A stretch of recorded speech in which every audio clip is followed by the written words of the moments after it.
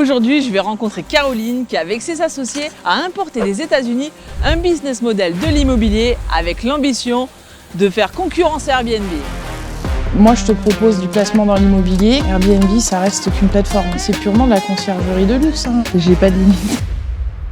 Salut. Et bonjour Mélanie, bienvenue. Merci, tu vas bien? Oui, ça va, merci. Cool, Leslie, où est-ce qu'on est là? Là, on est à la Chapelle-sur-la-Sorgue, une maison d'hôtes en plein cœur de Lille. Ok, donc Lille sur la Sorgue. Sur la Sorgue. D'accord, oui. en Provence. Tu peux accueillir combien de personnes dans cette bâtisse? Alors, on peut accueillir jusqu'à 16 personnes ici. Je vois que tu as aussi un petit potager. Et c'est quoi le concept aussi? Les gens, ils se servent dedans? Alors, moi, je les invite tout à fait quand c'est la période des fraises, des framboises.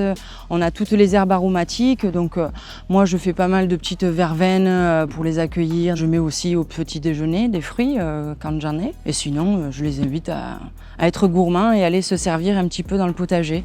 Donc là, les équipements extérieurs, ils peuvent y passer du bon temps, se reposer, etc. Parce que comme tu disais tout à l'heure, on est vraiment à 2 minutes du centre touristique. Ah oui, le but en fait, c'est dès qu'ils posent la voiture, et ça c'est un peu la grosse qualité d'ici, c'est qu'ils n'ont plus à bouger en fait en voiture. On se gare et en fait, on a tout à proximité. Tu me fais voir un peu comment c'est dedans? Oui, bien sûr.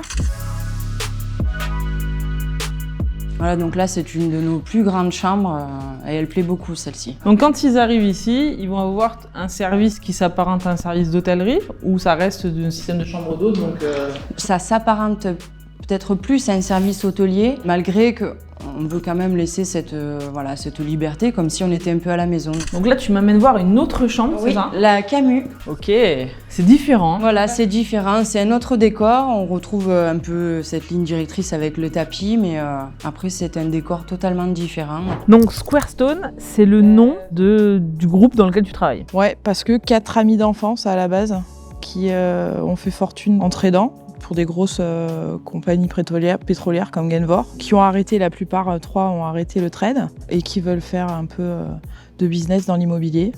Donc ils se sont regroupés tous les 4 en créant Squarestone Capital, Squarestone Properties, où ils achètent des biens immobiliers, ils les retapent et on cherche à gagner de l'argent dans la revente. Et toi, dans ce groupe, tu te situes où? Je gère les biens qu'ils achètent, donc je ne suis pas dans le montage financier et dans tout le business en amont, si tu veux. J'arrive après, une fois qu'ils ont acheté, moi j'interviens, je gère le bien, je le mets en location, je lui donne la destination qu'il doit avoir. Et aujourd'hui, donc toi, tu gères toute la France? Ça fait 1 an que SQ Service est en route. On commence ici dans le Luberon parce que moi je suis d'ici. On veut se développer dans les Alpilles.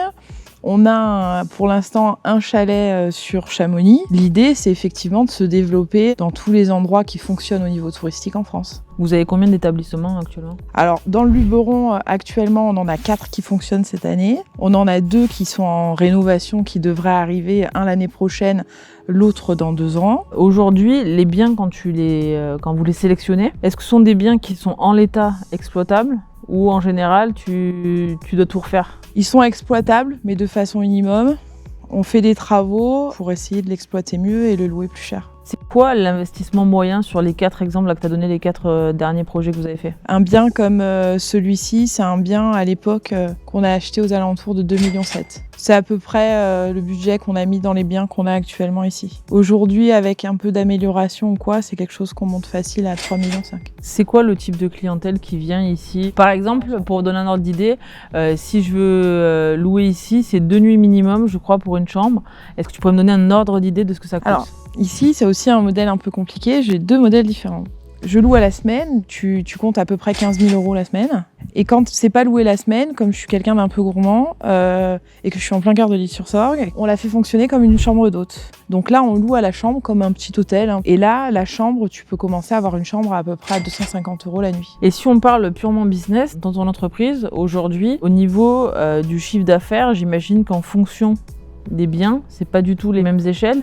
Est-ce qu'on peut avoir une vue d'ensemble du chiffre d'affaires de la structure ou bien tu veux nous donner un peu des exemples par bâtisse pour qu'on puisse se projeter un peu plus? En travaillant correctement, on arrive facilement à dégager entre 250 et 300 000 €. C'est pas gourmand de dégager 250 à 300 000 € par bien. Quand tu dis dégager, c'est net une fois... Ça, là, je te parle que de mon chiffre d'affaires. Alors maintenant, on va aller visiter une autre propriété du groupe et tu vas voir, c'est pas tout à fait la même chose. Salut Laetitia. Salut Mélanie, bienvenue. Merci de m'accueillir.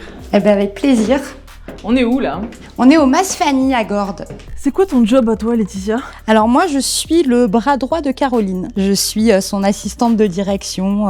Je suis voilà son binôme, quoi. Bon, tu me fais visiter ou quoi? Allez, on y va. Donc là, on est dans le Mas principal. Ouais. C'est un Mas qui a 4 chambres.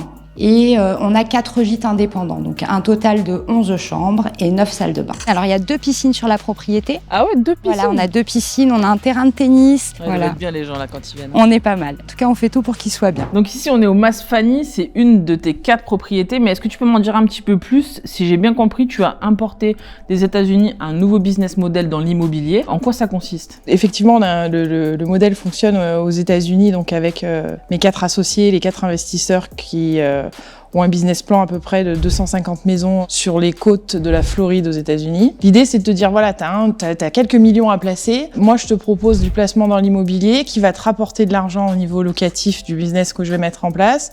Et en même temps, je vais gérer toute ta partie administrative qui peut être chiante, sur l'achat, la recherche de la maison et tous les papiers qu'il faut faire derrière, le montage financier, etc.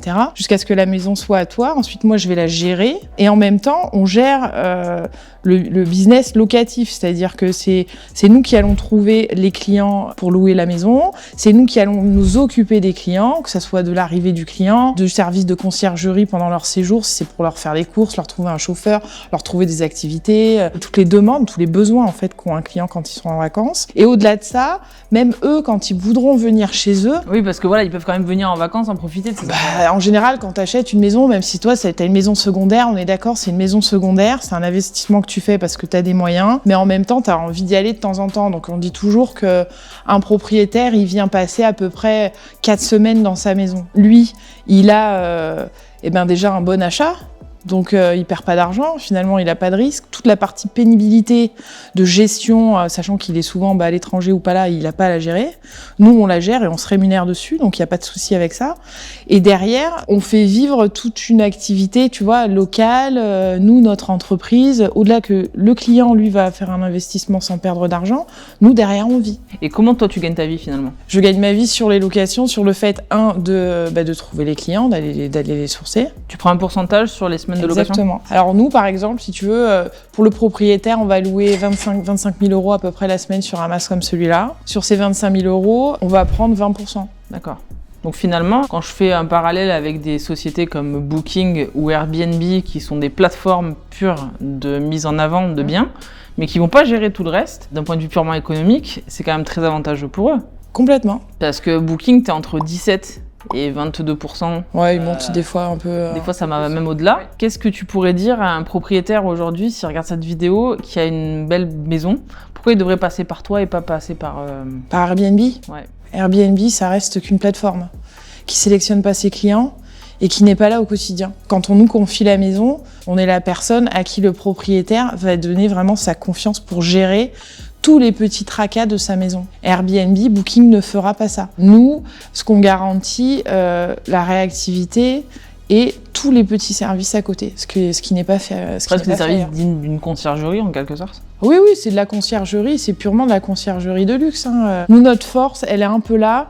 En étant de la région, on connaît à peu près tous les prestataires locaux, donc on sait être très réactif. Et tous ces artisans, ces entrepreneurs que tu fais travailler autour de toi, par exemple un chauffeur, un chef, comment tu te rémunères toi? Alors il y a plusieurs types de forfaits. S'ils veulent une formule all inclus, si tu veux, là, tout sera inclus déjà dans le package de location et tous les services seront pas additionnels. Donc ils demandent ce qu'ils veulent. Ils demandent ce qu'ils veulent. Et après, sinon, oui, effectivement, je crée des partenariats avec tous les prestataires locaux où ils doivent jouer le jeu. Pour moi, c'est important d'avoir un tarif public moins cher avec moi et sur lequel, en plus, je prends effectivement une commission. Tu m'as dit que tu avais 4 biens actuellement. C'est quoi ton objectif, ton ambition dans 3 ans? Tu te vois avec combien de propriétaires?